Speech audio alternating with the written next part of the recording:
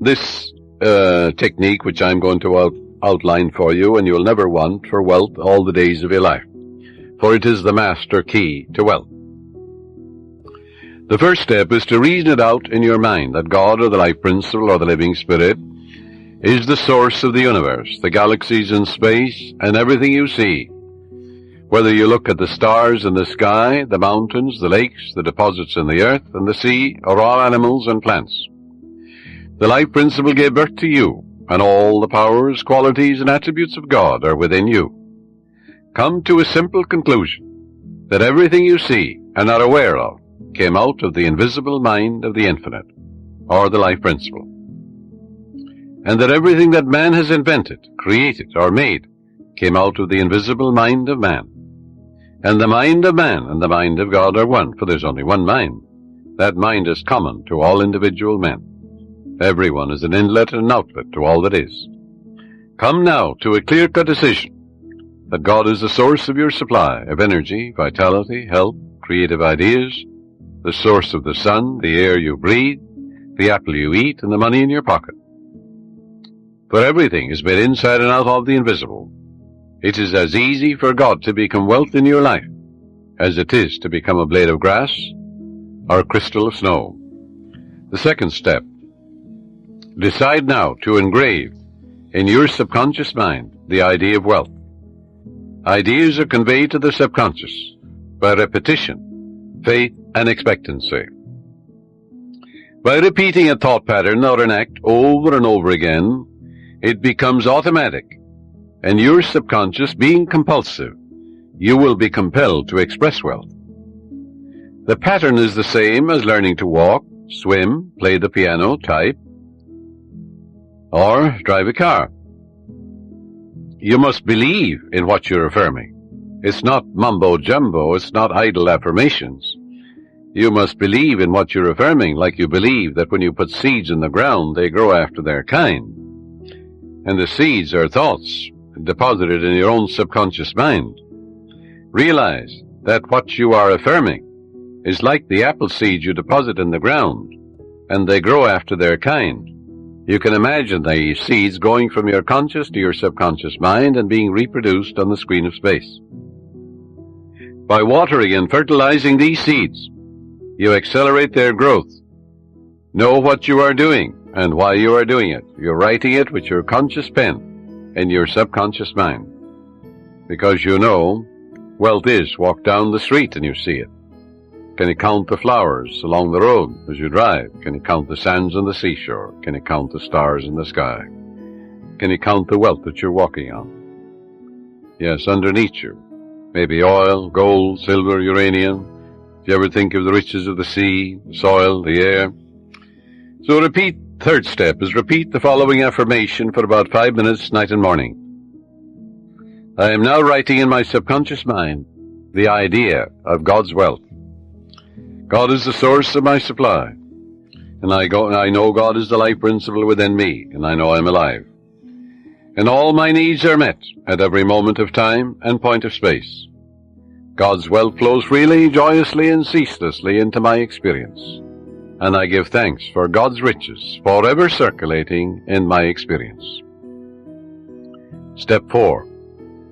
When thoughts of lack come to you, such as, I can't afford that trip, or I can't meet that note in the bank, or I can't pay that bill, never finish a negative statement about finances. This is mandatory. Reverse it immediately in your mind by affirming, God is my instant and everlasting supply, and that bill is paid in divine order. If a negative thought comes to you 50 times in 1 hour, reverse it each time by thinking and affirming, God is my instant supply, meeting that need right now. After a while, the thought of financial lack will lose all momentum, and you will find your subconscious is being conditioned to wealth. If you look at a new car, for example, never say, I can't buy that or I can't afford it. Your subconscious takes you literally and blocks all your good. On the contrary, say to yourself, that car is for sale. It is a divine idea, and I accept it in divine order through divine love. This is the master key to wealth. It's impossible for any sincere person to practice this technique and not have all the wealth he or she needs all the days of your life. So follow it, and you're setting the law of opulence in operation. It will work for you as well as for anybody else. The law of mind is no respecter of persons. Your thoughts make you wealthy or poor. Choose the riches of life, right here and right now. Once you convince your deeper mind that you have the thing you want, it will proceed immediately to bring it to pass. So believe in God's wealth and God's riches, which are all around you, by the way.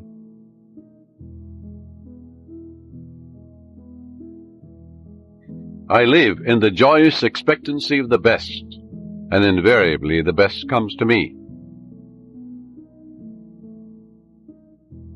Contemplate promotion, success, achievement, illumination, and inspiration, and the Spirit of the Almighty will move on your behalf, compelling you to express fully what you meditate on. Let go now and permit the infinite riches of the Infinite One to open up new doors for you. Let wonders happen in your life. We don't need to work on conditions. We need only to work on ourselves. The only place we can cure our lack and limitation is in our own mind. Be transformed by the renewal of your mind. Your subconscious mind accepts your convictions, what you really believe.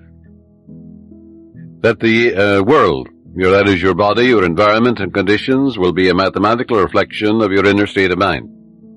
Whatsoever things ye ask for when ye pray, believe that ye have received them and ye shall have them. In your subconscious is all the wisdom and power necessary to solve any problem. Your conscious mind is prone to look at external conditions and tends continually to struggle and to resist. Remember, however, it is the quiet mind that gets things done. Quiet your body periodically. Tell it to be still and relax. It has to obey you. Your body moves as moved upon. Your body acts as acted upon. Your body has no self-conscious intelligence, no volition, no will. It moves as moved upon. When your conscious mind is quiet and receptive, the wisdom of your subconscious rises to the surface mind, and you receive your solution.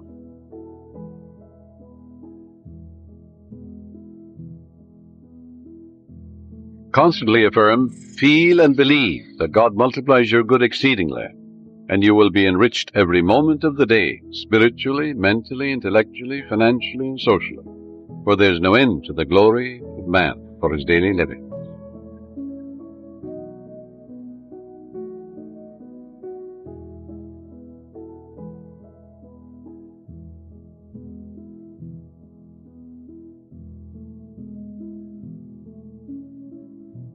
The subconscious always magnifies what you give attention to. Watch your thoughts. Never talk about economic lack and limitation. Never talk about being poor or in want. It is very foolish to talk to your neighbors or relatives about hard times, financial problems, and like matters. Count your blessings. Begin to think prosperous thoughts. Talk about the divine riches present everywhere. Realize that the feeling of wealth produces wealth. Let these truths sink into your subconscious, and they will, and they are. And you're engraving them. And the more often you do this, well, the quicker you will impregnate your deeper mind. You'll experience a glorious future in a financial way, in every way, too. Watch the wonders that will happen as you impress these truths in your subconscious mind.